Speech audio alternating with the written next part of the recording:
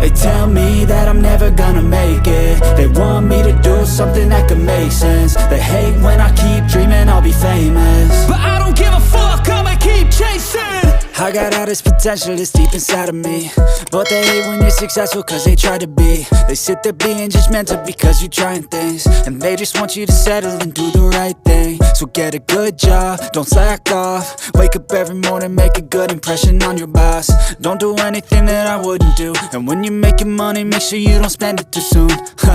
Fuck that, I'll do what I wanna do. I got a different path from everyone, and that includes you. Who are you to tell me how to live life? In these times it feels like nobody's right, yeah.